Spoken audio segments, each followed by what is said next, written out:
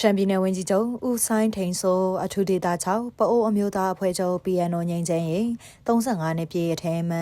ဂုဏ်ပြုအခမ်းအနားတက်ရောက်တဲ့တဲ့ရင်ကိုတင်ဆက်ပါမယ်ရှင်။ရှမ်းပြည်နယ်ဆိုရအဖွဲ့ပြည်နယ်ဝန်ကြီးချုပ်ဦးဆိုင်းထိန်ဆိုသည်ရှမ်းပြည်နယ်လွှတ်တော်ဥက္ကဋ္ဌပြည်နယ်တရားလွှတ်တော်တရားသူကြီးချုပ်အရှိပိုင်းတိုင်းစစ်ဌာနချုပ်တိုင်းမူပြည်နယ်ဝန်ကြီးများပြည်နယ်တိုင်းရင်းသားလူမျိုးရေးရာဝန်ကြီးများပြည်နယ်ဥပဒေချုပ်ပြည်နယ်အစိုးရအဖွဲ့အတွင်းရေးမှူးပအိုးကိုပိုင်အုပ်ချုပ်ခွင့်ရဒေသဦးစီးအဖွဲ့ဥက္ကဋ္ဌ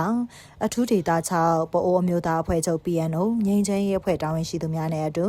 ဧပြီလ17ရက်နေ့နနက်8:00 နာရီကတောင်ကြီးမြို့ပအိုးအမျိုးသားဘက်ဆောင်ဖွံ့ဖြိုးရေးဒမ်စီဖွေကွင်း၌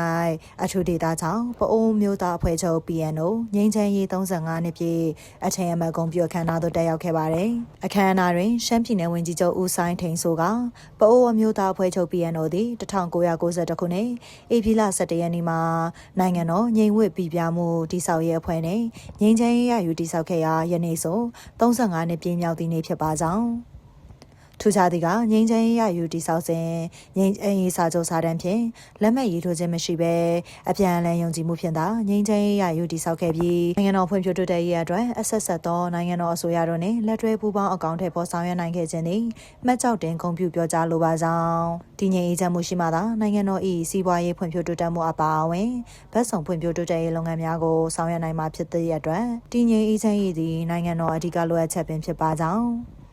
ပအိုးမျိုးသားဖွဲ့ချုပ် PNO သည်နိုင်ငံတော်အစိုးရနှင့်ငြိမ်းချမ်းရေးတည်ဆောက်ပြီးနောက်ပိုင်းအထူးဒေသ6တခုလုံး၏နယ်မြေတည်ငြိမ်အေးချမ်းရေးနှင့်ဗတ်ဆောင်ဖွံ့ဖြိုးရေးလုပ်ငန်းများကိုအဆက်ဆက်သောနိုင်ငံတော်အစိုးရတို့နှင့်လက်တွဲပြီးအင်တိုင်းအားတိုင်းကြိုးပမ်းဆောင်ရွက်ခဲ့သည့်အောင်မြင်မှုအသည့်အပွင့်များသည်ပအိုးဒေသအတွင်းမိတဲနေထိုင်ကြသည့်ပြည်ထောင်စုဘဝတိုင်းရင်းသားညီအကိုများ၏လူနေမှုဘဝတို့ကိုကြည်ကြံအဖြစ်တိတာထင်ရှားစွာတွေ့မြင်နိုင်ပါကြောင်းလက်ရှိဖြစ်ပွားလျက်ရှိသောပြည်တွင်းပဋိပက္ခများတွင်ပအိုးမျိုးသားများသည်နိုင်ငံတော်အကျိုးပြည်내အကျိုးဒေသအကျိုးတို့ကိုဦးစားပေးရှိရှုကာနိုင်ငံတော်နှင့်အတူမမမမက်ရက်တည်၍